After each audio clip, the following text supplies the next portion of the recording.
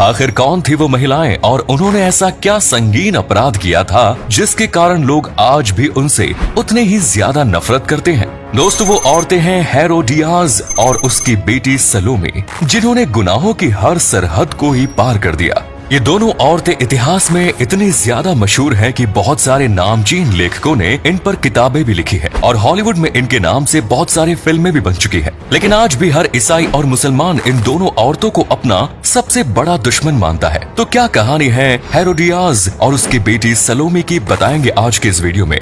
दोस्तों, बात आज से लगभग 2000 साल पहले की है, जब रोम देश पर सीजर अगस्तस की हुकूमत हुआ करती थी।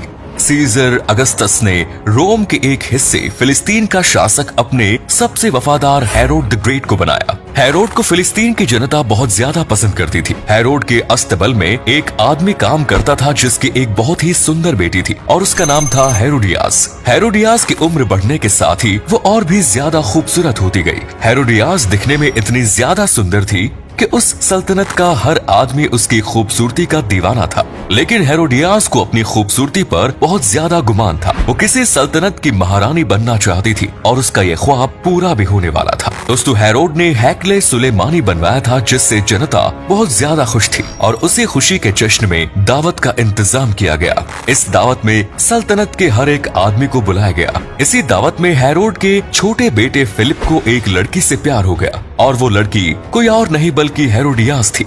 फिलिप ने उसे अपने साथ अपनी सल्तनत कैसारिया ले गया। हेरोडियास शुरू से ही मलिका बनना चाहती थी, इसलिए उसने भी फिलिप के साथ जाने का फैसला कर लिया।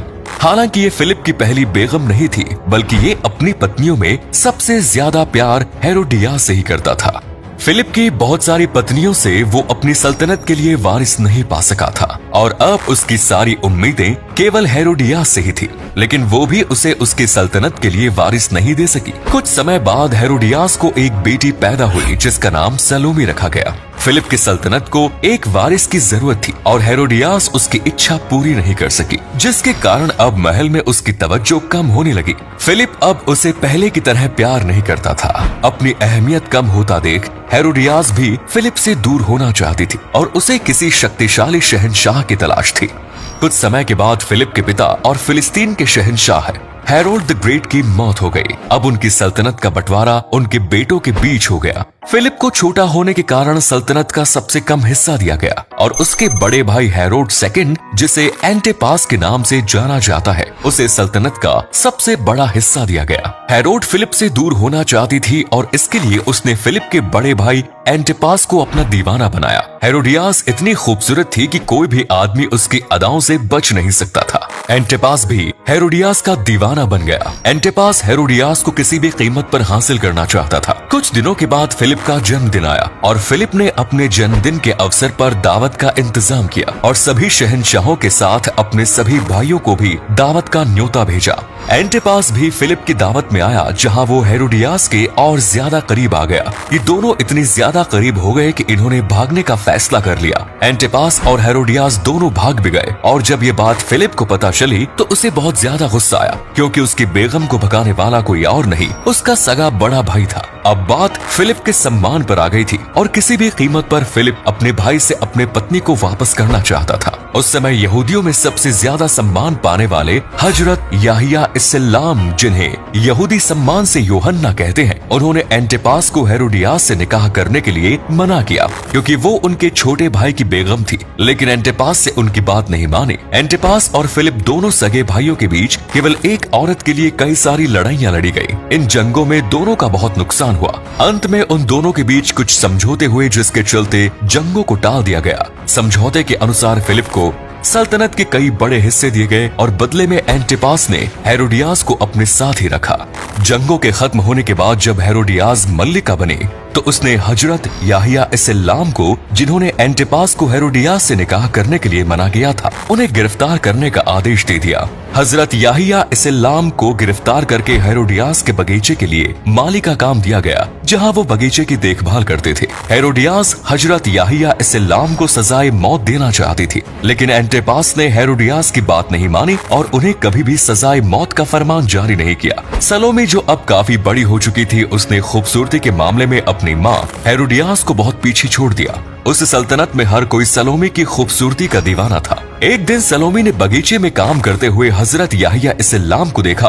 उन्हें देखते ही सलोमी उनकी दीवानी हो गई और उन्हें अपना दिल दे बैठी। लेकिन हजरत याहिया इस्लाम के लिए किसी अजनबी महिला को देखना भी गुनाह की श्रेणी में आता था। सलोमी ने उन्हें अपने महल में आने का न्योता भेजा, लेकिन उन्होंने सलोमी के न्योते को ठुकरा दिया। इस बात से सलोमी आग बबूला हो गई, क्योंकि आज तक उसने बड़े बड़े राजकुमारों को मना किया था और आज पहली बार वो भी किसी फकीर ने उसके न्योते को मना कर दिया। सलोमी जो हजरत याहिया इस्लाम को अपना दिल दे बैठी थी, अब किसी भी कीमत पर उनका सर अपने कदमों पर करना चाहती थी।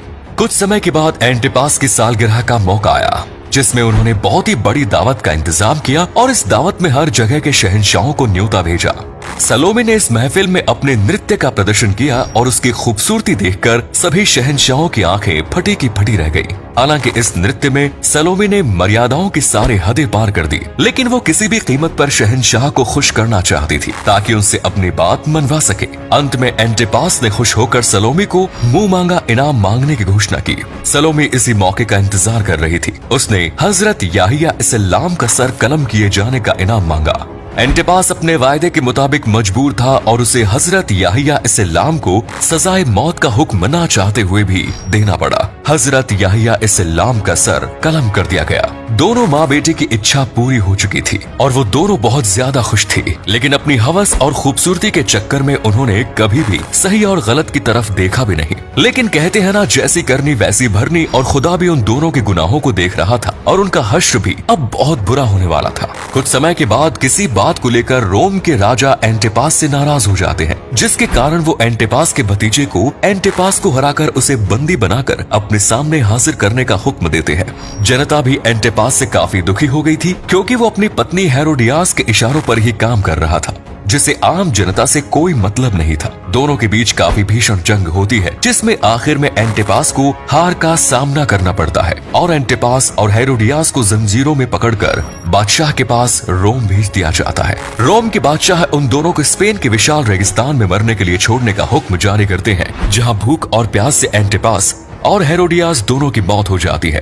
एंटिपास की जगह अब उसका भतीजा शहंशाह बन गया और उसने सलोमी को ताउम्र कैद खाने में ही कैद रखा और कैद खाने में ही सलोमी की मौत हो गई। तो दोस्तों, ये थी हेरोडियास और उसकी बेटी सलोमी की असली कहानी, जिन्होंने अपनी हवस और खूबसूरती के गुमान में कई निर्दोष लोगों को मौत की घाट उतरवा दिया और अंत में उनका अंजाम भी बहुत बुरा हुआ। इसी कारण से इन दोनों से लोग आज भी उतनी ही ज्यादा नफरत करते हैं।